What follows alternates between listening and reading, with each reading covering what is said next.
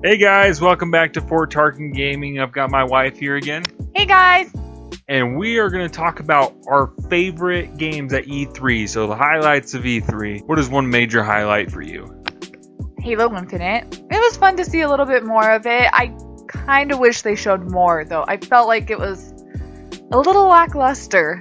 I agree. Like, we got more of this new... People online are calling it Brohammer, which is kind of awesome. Kind of after Faux Hammer from the original pilot in Combat Evolved. Because his call sign is like Echo something, and that was Echo 419 is Faux Hammer from Combat Evolved. We never see her; she just dies off screen, but she was awesome. She was the best pilot ever. Anyway, so we've got Brohammer, who's not as cool as Master Chief. A lot of people are saying they liked him, but I didn't really care. I just wanted to see Master Chief and I want to see gameplay. We didn't see it, but it was cool seeing the Slipspace engine in action.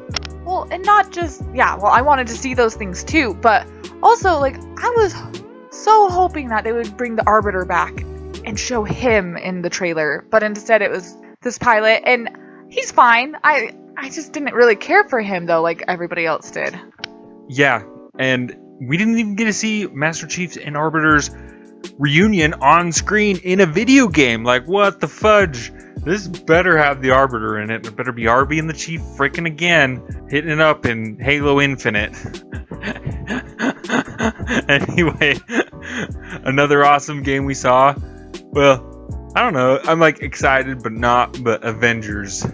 I really don't like Iron Man's helmet. Yeah, I remember watching it with you, and you were very against his helmet. I thought it kind of looked weird. It almost looked like it was trying to be the MCU, but not the MCU at the same time, which kind of created a funky looking Avengers, in my opinion. I agree. It's like they're trying not to play second fiddle, even though they are playing second fiddle. They said no microtransactions apparently, and I don't know if that's actually going to be true. I can't imagine, because there's supposed to be a almost Destiny style game from what they're saying, that it's going to continuously have updates, or maybe they're just hoping that Avengers will sell and they can sell tons of expansions and maybe skin packs, which I'd be fine with. If Iron Man's fun to play with, I am not playing with that skin. No way. Give me my Mark 85 skin from Avengers Endgame and I'm good to go. I almost wish they just kind of went along with the MCU, or either be all in or just do your completely own thing. Something that was kind of fun to see, and I haven't experienced this game yet, but Cyberpunk 2077 with Keanu Reeves. Nobody's experienced it yet. It is a tabletop game being turned. It's a really old tabletop game. I think it was Cyberpunk 2020 back in the day or something like that. But it was a tabletop game, so like Dungeons and Dragons basically, but it was like a cyberpunk future setting with a bunch of corporations running the city, and you have Johnny Silverhand, who is the main character in the tabletop, who Keanu Reeves is playing. People love Keanu Reeves, and I mean, he seems pretty cool to me. Yeah, it was way fun to see him at E3 and interacting with the crowd. I really appreciate them bringing him there and having him talk about the game with us for a little bit. Yeah, and Cyberpunk, it looks awesome. The more I hear about it, which surprisingly, they've shown off gameplay behind closed doors for 2 years in a row, and it's I don't know why, especially this E3, it was like the E3 of, we're not going to show you gameplay on stage. That is what E3 is for. Get us excited for gameplay, not anything else. I don't know. That's just weird to me. Yeah, I felt like they were more concerned with stories in video games than the actual game itself at E3, and yeah, maybe that's why, to be honest with everybody, most of E3 was kind of a disappointment for me this year, and it's probably because, I missed out on the gameplay and didn't see very much of the games. Although, one game that surprisingly from one of the worst companies voted the worst company 2 years in a row, a couple years back, Electronic Arts, EA, showed off Star Wars Jedi Fallen Order, and they just showed gameplay, and it was awesome. Yeah, it looked so much fun. I am like, after seeing it in E3, I am like way pumped for that game. I was kind of skeptical at first. Like, we pre-ordered it, and I was just hoping that that money went to something good.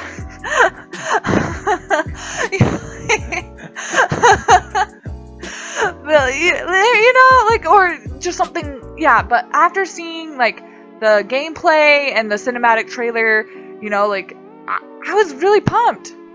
Yeah, I don't know why they're not showing this off, but apparently it's very much a Metroidvania type game. So you get more abilities and are able to revisit areas because you have more abilities. So like you'll be able to unlock harder puzzles and get to a different area. It's got branching paths, not a branching story as far as I can tell, but you could stop doing what you're doing in Kashyyyk apparently and just head off to Megiddo and do whatever you want to do on Megiddo, which is pretty cool. It's almost like an RPG, but not. It looks awesome. I love Titanfall's 2 story, and it's the same people making it, so I'm on board for Jedi Fallen Order. I think it's going to be an amazing game. Speaking of games that, you know, I was expecting more gameplay of it, but unfortunately we didn't see as much. Gears of War 5. Gears of War 5, like they showed off gameplay last year, but not this year. It's just like, this game is coming out in not even 6 months, and they're not showing gameplay off at E3. I mean, they did show it off after the show, but you gotta show it up on stage. Like, get us excited for the gameplay. Don't show us these stupid cinematic trailers. Like, I like cinematic trailers, but I like them after I've seen some gameplay. Like, I want to see what this game is, get me excited for the game. I feel like it just doesn't instill confidence as me as a consumer when they don't show off gameplay.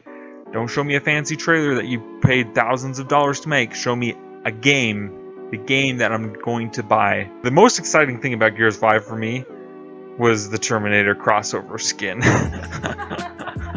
So, I mean, yeah, I'm excited to see. I've always liked Gears of War, but Gears of War 4 kind of turned me off, and I feel like this one's even turning me off more. I do have to say, they did deliver with the song. I really enjoyed the song again. Yeah, I didn't really like the song thing. I hope they kind of redo that trailer, because the whole heads popping out of the heads, and I don't know, just... I didn't find Kate that interesting of a character. I just like Marcus. Like, give me a freaking another Marcus story. He's the Master Chief of Gears of War. Give me more Marcus, but they're not gonna do that. Anyway, this one is kind of a cheater, but because it was at E3, but it wasn't. I mean, there was this big banner on the building for Modern Warfare, like as you're walking in, just this massive thing saying Call of Duty Modern Warfare, and they showed it off a trailer before the show, kind of some gameplay sprinkled into the trailer. From what I've been hearing from what people see behind closed doors and just the trailer, they completely redid the engine. The story is going to be much more grounded. It's a reboot of the Modern Warfare games. I don't know, it looks really good actually. I'm kind of excited to play it, and I guess it has a co-op story. Wow, another game we can play together.